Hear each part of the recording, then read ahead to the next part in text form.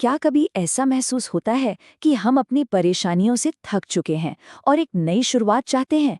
अच्छा, आज हम नॉर्मन विंसेंट पील की एक कमाल की किताब बुलंद इरादे, निश्चित कामयाबी के कुछ बहुत ही शक्तिशाली सिद्धांतों को समझने वाले हैं।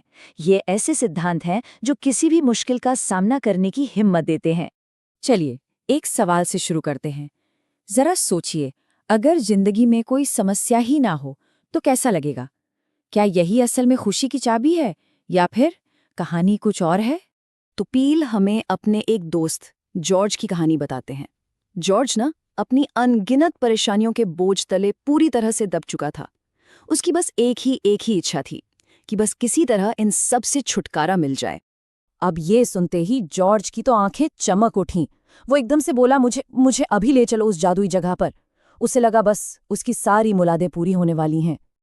और वो जगह थी एक कब्रिस्तान। थोड़ा चौंकाने वाला है ना? पर सच तो यही है। बिना परेशानियों वाले लोग सिर्फ वही हैं जो अब इस दुनिया में नहीं हैं।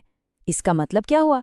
मतलब ये कि समस्याएं कोई श्राप नहीं है, बल्कि इस बात का सीधा सीधा सबूत है कि हम जिंदा हैं। और ये एक सोच सब कुछ बदल देती है ना?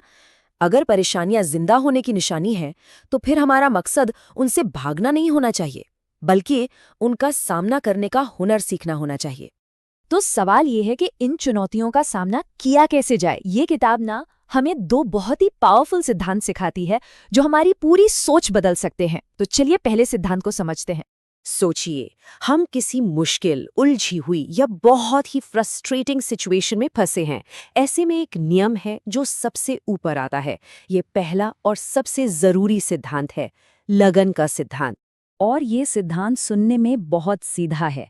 कभी भी हार मत मानो, क्योंकि जब कोई हार मान लेता है तो वो सिर्फ उस चुनौती से नहीं हारता, बल्कि अपने अंदर की हिम्मत से भी हार जाता है।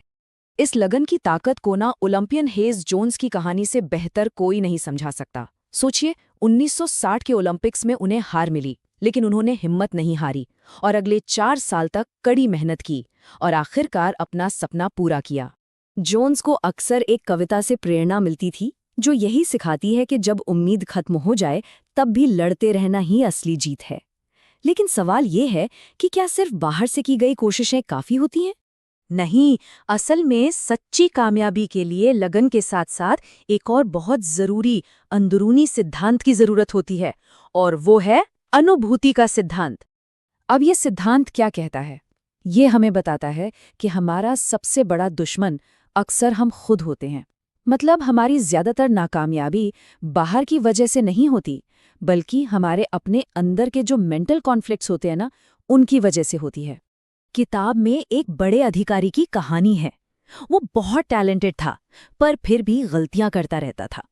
फिर उसे एहसास हुआ कि वो अंदर से बिखरा हुआ है, और जब उसने अपने अंदर के बिखरे हुए हिस्सों को एक साथ जोड़ा तो उसे कमाल की नई ताकत और काबिलियत मिली।